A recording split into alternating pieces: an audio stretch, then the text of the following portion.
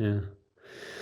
Say for someone who's trying to get a job in ag or a permanent job or even just trying to get work, like, because you and Sean have been kind of in the industry for a few years now, and you know your stuff. Like, what would you sort of advise them? Like someone young, well, you're young, but someone younger starting off.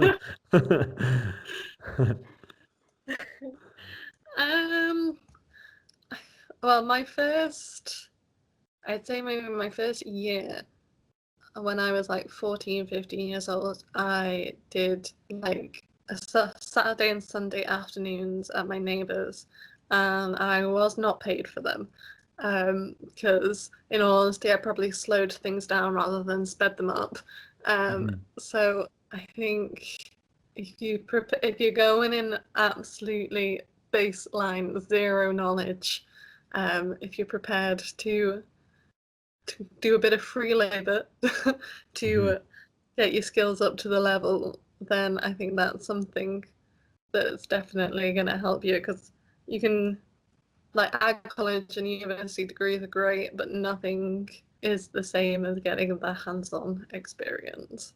That's very good advice. And yeah, and perseverance is definitely a big one. Yeah. Yeah, every job you take, like every boss that you have, can have an effect on the next job that you get as well. So if you're not putting 100% into every job you take, then you're going to get, that's the reputation you're going to leave behind. Yeah. So like it's worth it in the long run, but like treat every farm you work on as if it was your own farm. That's how I see it. And then great advice. you get the you get the experience, and you get the respect and your name out there in the industry for long enough, and hopefully the job that you want will come around and people will know that you're the right suit for it. Oh, you sound like you're on the ball, Alice. It's coming. Try my best anyway. What would you yeah, no, it's not easy. Following on from that, then, say, like, because I'm just trying to get into the mind of someone who's trying to, maybe he's not from a farm, or maybe they're from there's plenty of cases of people that are from small farms. Like, I know myself, and the same with Joanne. If we wanted to work on a farm, like, our home farm's not going to sustain us. Like, a lot of hill sheep and mountain, and then some rented land. Like, it's not.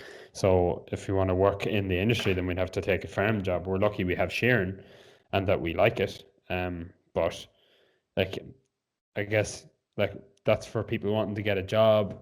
And then, like, what would you advise then in terms of looking for a farm or for a particular place to work? Like, is there places that you should look for? Is there kind of good places and then some tougher places, or what sort of mindset should you have, like, when you're looking for one, do you think? Gosh, it's tough. Like, I have worked for some amazing people, and I've worked for some not so amazing people. Not just in Ireland, by the way. Not just in Ireland. Not just in Ireland. Yeah. England, New Zealand. Yeah. Yeah.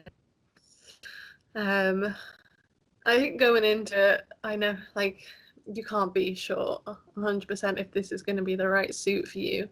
But I think you've got to have that, like, aspects that you won't budge on, like things that the job has to provide you with for you to want to stick it out, and not just sticking it out because it is a job.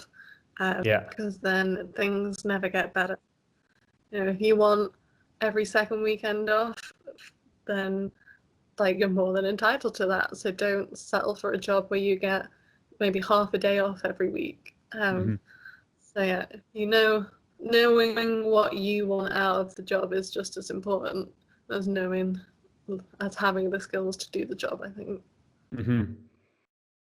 Yeah, it's a balance. It's kind of give and take, isn't it? At the same time, it's a kind of a funny job too. It's not as simple as, we just work. It's not just as cookie cutter, is it? Sometimes No. you've crazy times on the farm, and then you have some quieter times. So it's sort of when it's time to go, it's time to go all the same. Like, Yeah. but then you have to have some boundaries. Like, yeah, it's not that simple. It's a hard thing to navigate that. No, it definitely is. Mm, Definitely is. And yeah. like there was a big thing about um my time in New Zealand was like the Kiwis have got the work-life balance sort of thing like down to a T. Mm, Like they absolutely smash it. And I'd be sat there like, if I can milk 1,500 cows, be home by 5 p.m.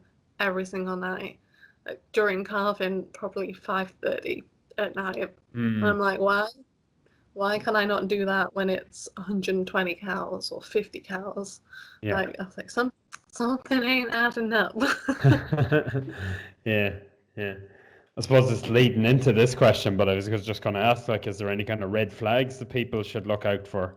And I guess one of them, and you're alluding to it, is maybe if the system isn't right, or people are just not trying to change or grow in any way, not progressive. Yeah, and also, I think the amount of staff turnover is normally a big giveaway. If they, have lost 3 people in a year, there's normally a reason why those Yeah, 3 people have all gone in a year. yeah, That's definitely something to look out for.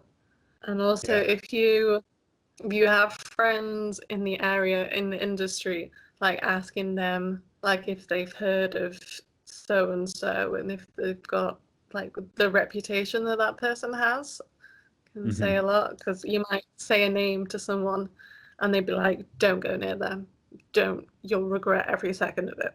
Mm. um so having good friends that'll tell you that sort of stuff is very handy as well. Mm. Yeah, I suppose it's principles with every industry, aren't they? Like, it's just sort of, it's reputation, building a reputation, networking, knowing people in the industry, um, knowing who's good, knowing who's not so good, and yeah, yeah, that's important in any job, really, isn't it? Like, Yeah, yeah, it just takes a bit of time. And like, as annoying as it is, when you get those jobs where you work for someone terrible or a job that you don't particularly enjoy, you do always still manage to learn something from it. And you mm, probably learn more, especially if you have aspirations of being like a manager yourself, you yeah, learn more about how to manage people from bad people you've worked for than good people. Because mm. you never want to treat people like this if you're in that position. Yeah, knowing what not to do. Even if you figure out what not to do, like, you're still learning. Yeah, Yeah, yeah, I'll say that. yeah, yeah. I suppose you can see the consequences firsthand if you've got a manager who is like just can just be a bit of a cunt, like, then it's you see the consequences of that, and that, like, it doesn't have he or she, they don't have their team with them, like, and Yeah, but they're just sort of butting heads with people rather than um being some way empathetic and trying to lead by example, and I suppose all those sort of principles of being a good manager and just being a nice person. yeah, Like, that's yeah, that is a large part of it. Just don't be a yeah. dick.